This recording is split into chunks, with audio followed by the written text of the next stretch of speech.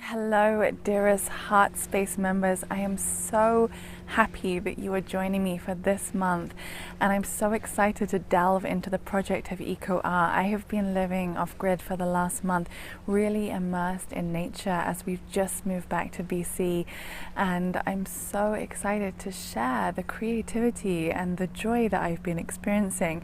And I'm just walking down the path right now to the beach, where I'm planning to take you on a little bit of a journey into one project that I really feel super inspired by in terms of eco art, and being able to kind of use the materials around us and just be inspired and come to this deep place of reverence within us. So I hope you enjoy this project this month.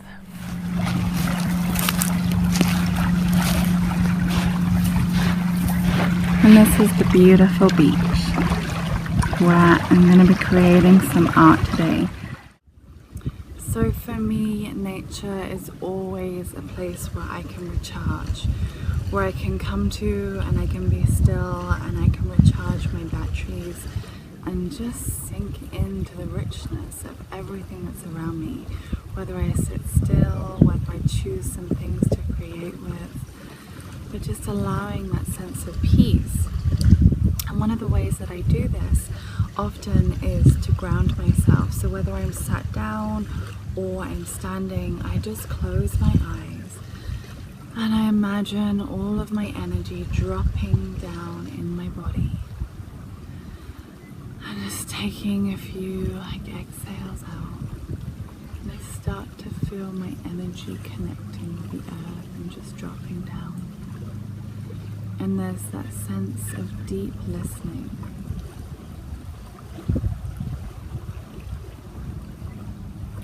Of quiet. Of reconnection with the self.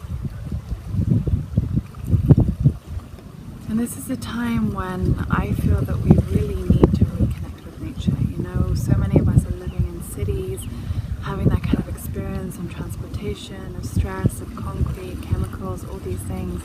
And when we just allow ourselves to drop into this place, there's a spaciousness which allows us to begin our journey of creation.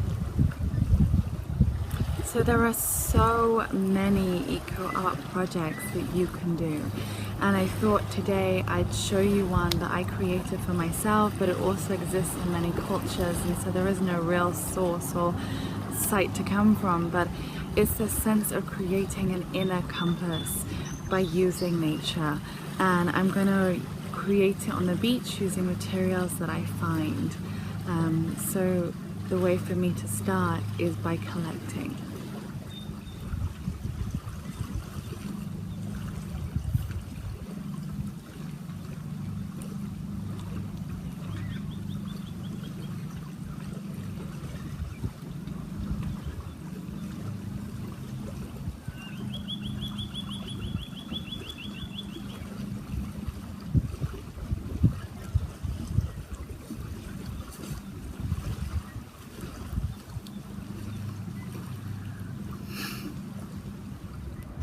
So once you've gathered your materials, you're going to want to look around for a sacred spot to create your art in. You may want to take the materials home, you may want to create in nature. It's entirely up to you. So I've chosen to create mine in this little spot here, and I'm just clearing the sand. And I'm going to start, I found an eagle feather, so I'm going to start by putting that at the top. And then I found this amazing piece of wood that kind of looks like a heart, and this can be a very intuitive process, but generally you want to have like 4 different directions. So having the 4 directions, just placing underneath, and then working out where you want each part. And for example, I like this red stone, and I feel like I'm gonna put it here. I also have a snail shell, which I'm going to put just down here. The flowers I feel like definitely going to go in the middle. And then I've also got this cone as well. which I'm going to use. So each of these could have like a different symbology for me. Like I could look at it and say, for example, like the eagle feather is a symbol for me to take flight, to be above all things in my consciousness. The stone for me, when I looked at it, I suddenly saw Jaipur in India, and we are actually moving to India in the next few weeks for a year. So that kind of reminded me of that part. The shell is empty, and the moment we're building a home, and it's a shell.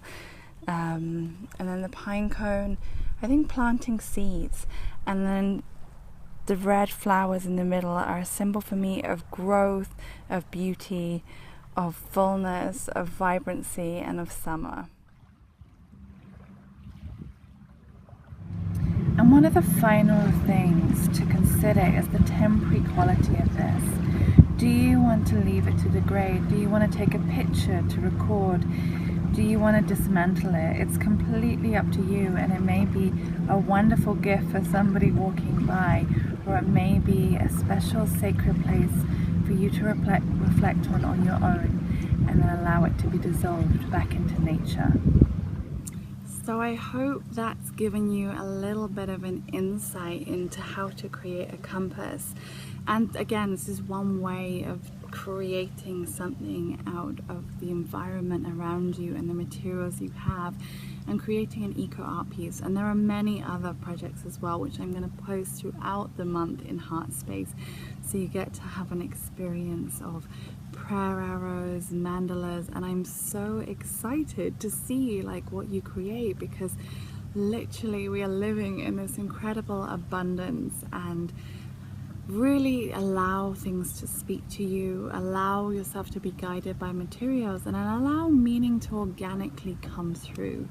So I wish you the very best for this month, and I can't wait to see what you create.